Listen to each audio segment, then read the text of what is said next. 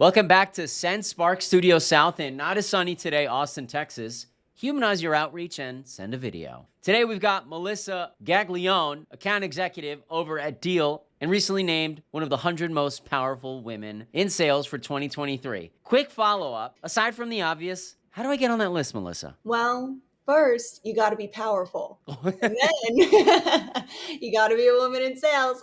Okay, perfect. Melissa, scale of 1 to 10, how you doing today? We're doing good. Not to state the obvious, I have gotten some meniscus issues in my knees this week, but we are going to say I'm at an 8 because spirits are high.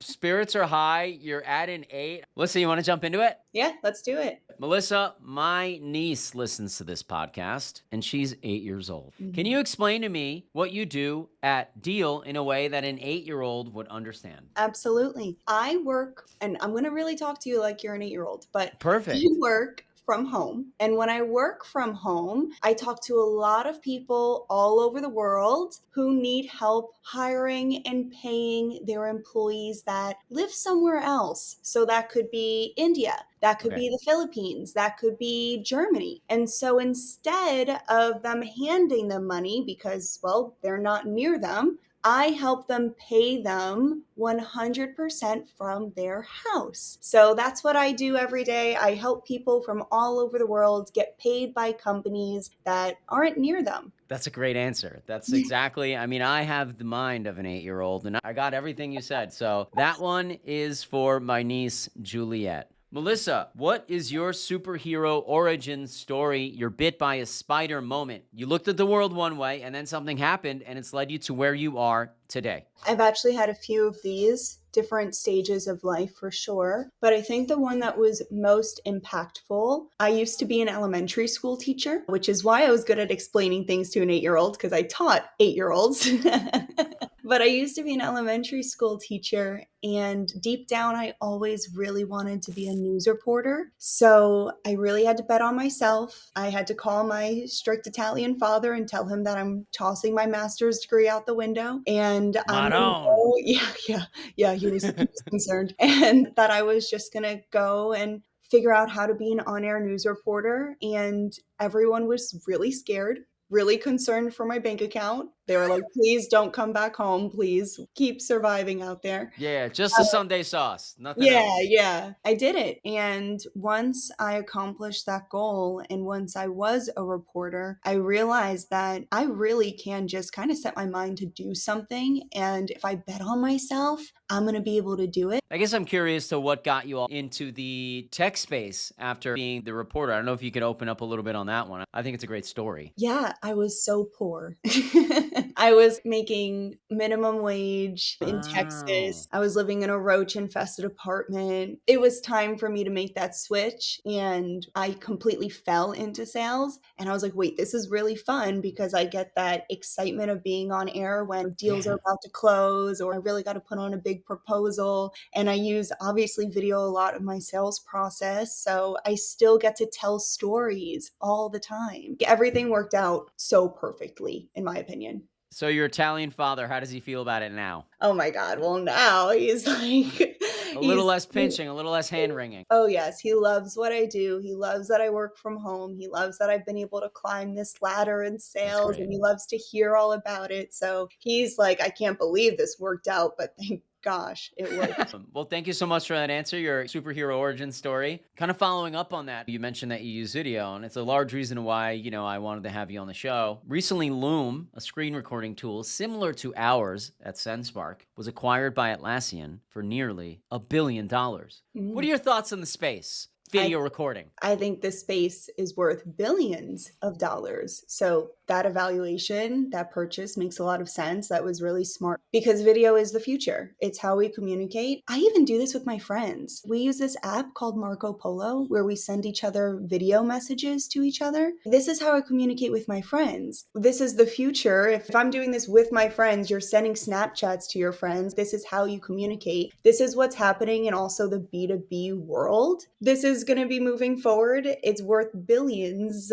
of It's dollars. not going to go down. The folks that are approaching or even beginning to get into those decision making positions, they grew up using more social media and more video, more Snapchat, right? They're getting used to sending these videos. And is that something that you're seeing more? It's just being accepted more? Yeah, 100%. Especially, honestly, in the beginning, it was really accepted by me as well. I would send videos and people would respond back. I loved it. That was super helpful, but you just have to do it right. So, as long as you're utilizing their time properly and you're also kind of entertaining them and they're learning something, again, you're telling a story, then they're going to gain stuff from it. But if you're sending a video and you're going on a 5-minute rant about yourself, then just as you Tuning would, out. yeah, no one's going to watch that. So I have always had very high acceptance rate. I'm using it even more in my sales cycle, making videos that will present something to a CEO, C-suite, and it's winning deals. It's only going to keep going. And yeah, the people that we're sending videos to are in the age, they're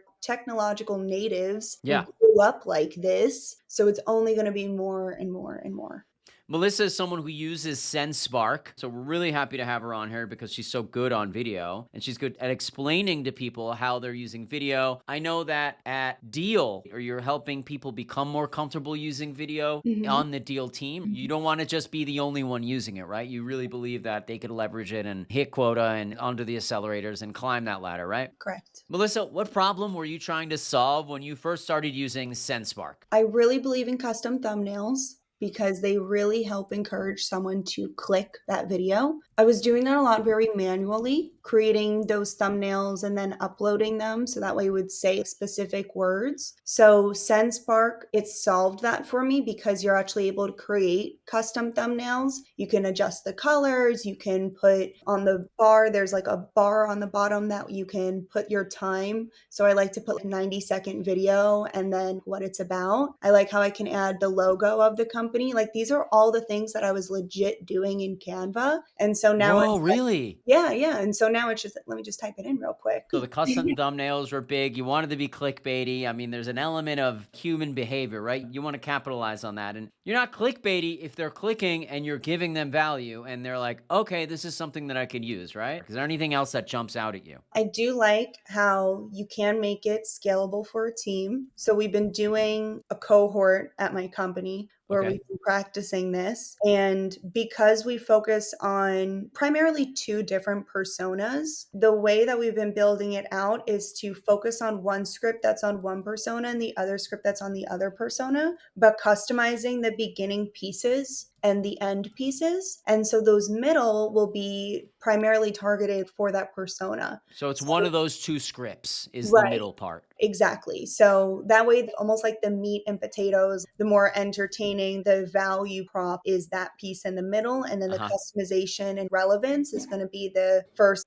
10 seconds and the last 10 seconds. So it's easier because for me, I was always the video superstar where I just knew what to do, but other reps don't really know exactly. So they need this framework and just even in the beginning, just being able to focus on the beginning, just focus on the end and we'll plug in the middle for you. It makes it a lot easier Ah. for them to be more confident than sending that video. And then once they get used to that, they're just going to get more and more creative and want to play around with it more and it starts opening it up. But, kind of making it like, all right, step 1, step 2, step 3, like very straightforward. Yeah, make it a recipe. Yeah. Yeah. And then you can measure it too. And are you helping people with the beginning and end parts? Do you have sort of a script? Right. Yeah. Because the first piece is why them. So, like, why you're reaching out to that specific person. Right. So, Hi, what I'm about Melissa. that I'm reaching person? out to you because of this pain point, and I believe that we can help you because of XYZ.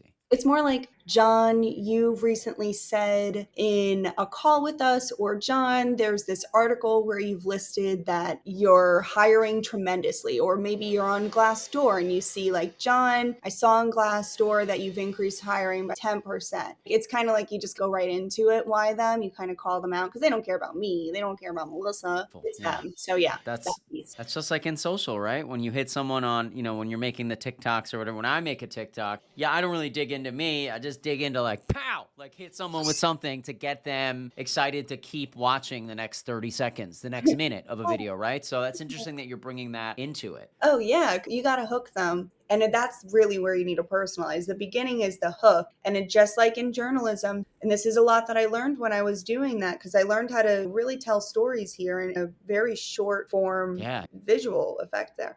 But the purpose of it in the very beginning is your audience is busy. They are cooking dinner. They have their kids running around. They're on their phones. And so the purpose of a news story is I have 90 seconds to get their attention to focus on what it is that I have to say. If there's a school bus that is in an accident on the highway, then they're going to stop and listen. Like, Yeah. First off, they're going to look around. Are my kids here? the very first sentence is what is happening and why should they care? So that first is sentence happening? is really critical, and it's the same thing in your video prospecting. What is happening? Why should they care? You're increasing in hiring. Why should they care about that? Have you created an entity in that location? Are you doing contractors? What is your expenses like? Do you need to reduce that? There's so much to it by just identifying why you're reaching out, that trigger, and then why they should care about it, and then how your solution can solve what's going on at that company. I don't send prospecting videos myself.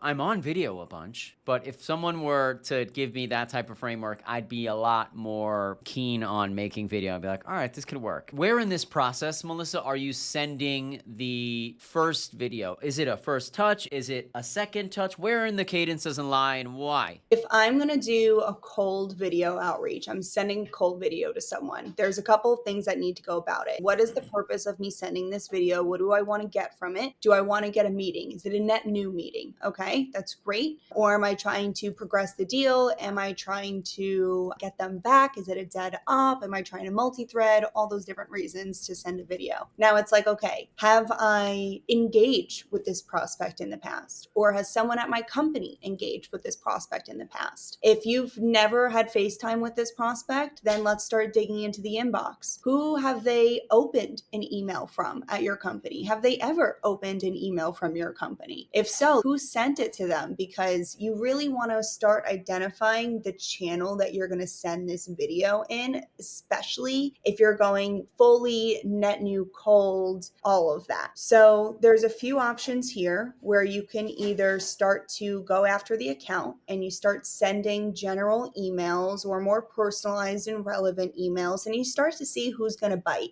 Whoever starts opening is like that engagement, and I use that engagement as a trigger to then say, okay, who's most interested and who can I send a video to? Because I know that when I involve video into my outreach, I get a much higher chance of them coming in for a meeting. Honestly, it was always my biggest driver for bringing people into a meeting. I just wanted to know who was going to bite on my hook. So I start to track that engagement. I start to see who's more interested. Then I start to go deeper at the prospect level to see why they would be interested in this email. And I start to tailor that video towards their wants, what they need, what they're focused on. Again, that piece in the beginning that you personalize. And then going into why we can help, because I've identified a trigger. I see that they're increased in hiring. I bring all of my research to the table. I make it really personal for them. And then I put that video together and I send it to them through an email, if that is their channel. If I'm going the route where I'm not doing it based off of engagement because I've identified the most perfect person, or when you go after a prospect and you're like, I need Dan. I'm going to get Dan. I know he's the guy. Like, he's perfect. You know that feeling? Yeah, Dan is the man, of course. Dan's the man. We got to get him in. If it's that route, then you're testing Dan's channels, right? You're testing email. You're testing LinkedIn. You're looking to see if this guy's on Twitter. You can find him on Slack. I've heard of people doing Insta. I've never done that. I don't really recommend it. I don't know. But rules are changing every day. So how about TikTok on that one? Let me just interject to that. I mean, are you seeing if people are on there too? Why not? The more people I talk to, it's almost like the younger they are. Like in these VP director levels, I'm like, these people are kind of my age. This is great. Or maybe I'm just getting older. But yeah, so I think that your prospects are everywhere. Just try to identify their channel of choice, and then that's where you're going to send the video. So it's a fully filled answer. You're really good at your job. I mean, yeah, I watch the videos that you post on LinkedIn, but I actually consume most of them on TikTok. I mean, it's awesome having you on and talking to you face to face about it because you really know what you're talking about. And it's cool to see in a way. I don't know. I'm just happy for you. Thanks. I Is this mean, what that is? I'm confident in it. I'm confident Confident. because Yeah. like it's made me a lot of money. So And it's like, working. And that goes right into this next question. yeah. Beautiful. Melissa, it's almost like you have these. Give us an idea of the results that you've seen using video outbounding at Deel. So at Deal, personally, in the specific role that I'm in, I am an account executive specialist. So I focus on large strategic deals that focus on global payroll. So Okay. core account executives bring me into their sale so I can help them really sell a suite of products and make it a really, really, really good deal. So for me, my personal experience at Deal is not fully going cold all the time. It's really going in and leveraging it to make the sale about 10 times larger than what it originally was. So one of those big results is just growing opportunities. You're trying to 10x these deals by using video. Right. Are you using this in any way to book more meetings? Are you using it on LinkedIn? Yeah, you can always, I think video is the strongest way to book a meeting. So, of course, you could do it off of engagement, but my favorite way to send a video is truthfully straight on LinkedIn. For me, I have done a lot to my personal brand. I do talk a lot about video. So, I also feel like when I send it, it is now at this point expected. So, now I have to really make sure it's good. Like, there's no halving videos at all for me because I feel the Anymore. pressure of like, if this girl's going to send me a video, this better be good. So I really have to make sure it's really, really, really good. But anyone, if you're sending it, I highly recommend sending it over LinkedIn. Of course, do it based off of engagement through email, but multi-channel. Because again, you're trying to Yeah. find the channel. You might not get it the first time. LinkedIn, it's a lot easier for it to be seen. Are there any specific numbers like connections or new meetings a week or a day that you're getting Yeah, results wise? so 100%. So I'd say minimum 80% of my deals have some sort of video in them. And I feel like that's low, truthfully. Whether that's at the beginning, in the middle, at the end, there's just always a video somewhere for Yeah. them, whether that's me going through pricing or the proposal or walking them through a product feature, anything like that. I feel like it's really much higher as I keep thinking about it because it's really just, I'm always recording Few myself. of them have none. Yeah, Very few very have few. no video in them. Like Very you're few. saying, okay, got it. Those must be All right. really little baby deals or ones that are, just What would you say to someone in your position who's considering using Sendspark? yes. I think it's a really great place to start, specifically because I find it definitely, and not to brag about it if you don't mind, but I do find it to be the easiest and very easy for someone to pick up on because a lot of times people are a little bit more uncomfortable or like now they have to learn this whole new platform and things like that. But again, that feature that I shared before about being able to drag and drop and essentially build out like your video of you're just recording the beginning Yeah, pieces, like combining them. what's in the middle and you do the end. It does relieve a lot of anxiety on the rep side because they're not having to reinvent the wheel constantly. So if you're just getting started with Sendspark, I highly recommend that you make a game plan. First, you need to identify the problems that you're solving. Then you need to go and see what personas are solving that problem. You need to identify any trigger events. So where do you go to seek these problems? So for me, for Deel, I'm looking to see if they've expanded to other locations. I'm looking to see if they're increasing in growth. If you're selling chat or something like that, maybe you're looking at web visitors, if that increased. There's all these different triggers that you can Yeah. find for why you're reaching out. And then you're recording the pitch that aligns with that problem. You're going to keep repeating that pitch, right? Because that's the piece that's going to solve the problem that you're going to talk about in the beginning. And then you have a very clear CTA at the end. Don't be like, oh, are you interested in like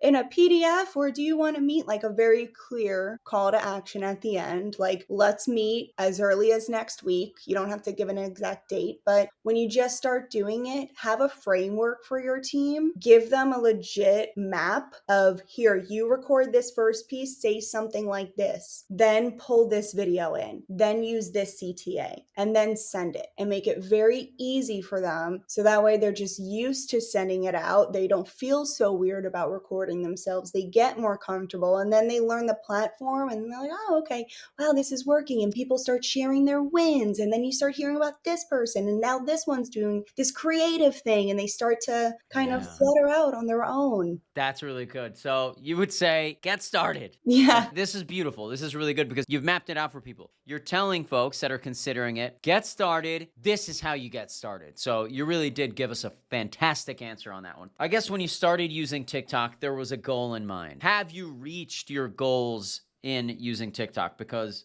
2 years ago, you probably weren't on it. I wasn't on it. And you probably used it in the last year or so more, right? I see a lot more Melissa Gaglione videos in the last year. Has it helped you achieve the goal that you set out to achieve? So I have a really bad answer for you because I didn't make a single TikTok goal. I don't even have like goal on LinkedIn's. I just don't. Truthfully, I'm just doing stuff. That's it. I hope to make content every day. I have a personal goal to get something that maybe I'm using that week, or a few of like ideas that I just have jotted down. I just write it down and I'm like, will I record that tomorrow? Will I do it today? I have a full-time job. There's a lot going on. I'm planning a wedding. There's all these things. So for me, and as crazy as it is with TikTok, which I don't even use, I use it to just have a video so that way I can post it on LinkedIn. That's a great answer. Melissa, I'm telling you right now, if you asked me that question, I'd give you the same exact answer. It's the easiest thing to use to edit. It takes me like really quick. I don't have too much time. Time consuming, doing it on the laptop and everything. It's too much of a blocker for me to do it. I don't have the patience for that. I have the patience on the phone to do it. You're using it in much the same way. It's the easiest thing for me to build a video, make it, edit it, and then download it and distribute it across LinkedIn or whatever it may be. Melissa, this one is a caller question that came in from Aaron McReynolds over at Elysia. Melissa, what do you do for work in an alternate universe? I'd be a CEO at a tech company, and I'm not going to say that's that too far out. I wouldn't be surprised if that came into my future. At this point, I used to be, oh, I want to be a teacher. Oh, I want to be a news reporter. I did that, so might as well. And I don't see why not. I have got big ideas. So alternate universes can be realities as well. This one is more in line with reality, and that's a good answer. Awesome. Melissa, what purchase of $100 or less has most positively impacted your life in the past 6 months? Aside from my coldest water bottle, it is this timer. It's a Joy Hill timer. It's got a face on it so I could see the actual time that I have left. Reasons why I switched to this timer was because I was using my tomato timer, which I used to use in the classroom a lot. The most adorable timer ever, of course. It's a little tomato. It's so cute. But it was difficult for me to see the exact amount of minutes I had left. And I noticed my mind was just, I kept dazing off. So this is in my face. You have 4 minutes left to complete this task. You better complete this task, Melissa, sort of thing. So I highly recommend getting a timer that will yell at you to stay on task. Does it actually have sound? Like it'll be like you've got 4 minutes left. Well, no, it does not have that. Maybe if you're available, maybe I'll just use you to do my voice. There's an upgraded version of the Joy Hill. I just looked it up, and for a $2 subscription price per month, you can get it to talk. No way. I made that up. Okay, cool. Thank you so much. Melissa, what is an unusual habit or absurd thing that you love? What makes you weird? I really was thinking about this a lot because I'm like weird in like my quirkiness to it. Like my manners are weird, I guess. But that's what we want to know. It's cool to know about what you do and everything, but we want to know, Melissa. I guess I hate to say this, but I'm the person that everyone loves to pick on. All my friends, my family, even when I was a teacher, the kids love to pick on Miss G. I don't know what it is about me that makes me so easy to like bully, in a friendly way. But I'm that person that is constantly getting attacked. I'm just always the butt of the joke, but that's okay.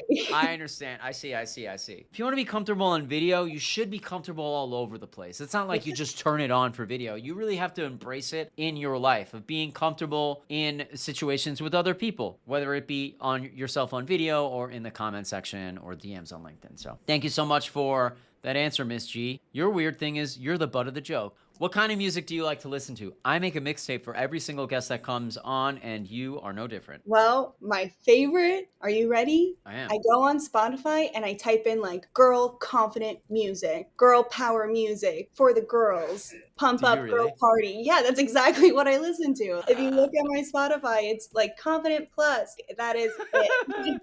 That's all Confident you need. plus. The mixtape needs to be the most confident girl songs you can think of. Shania Twain, I want to hear a bunch of her. I want to hear a little bit of Britney. I want to hear Christina Aguilera. I want to hear all of the girl pump up music that you've got. Melissa, who do you think we should interview next? Who would have fun with me on I'm Not Selling You Anything? Someone who's really, really fun and someone that I just hung out with this week because I went to her master class is going to be Nikki Ivy. She is so fun on video. She's 100% herself. She's super authentic and she really makes me laugh. You got to hang out with her. Okay, we've arrived at the final question of our conversation. It happens to be everyone's favorite question. It's the Billboard question. Are you ready? Oh, sure. If you could have a billboard with anything on it, I'm paying for it, everyone would drive by it every single day and see it, what would it be and why? Just my Venmo QR code. Here's the thing.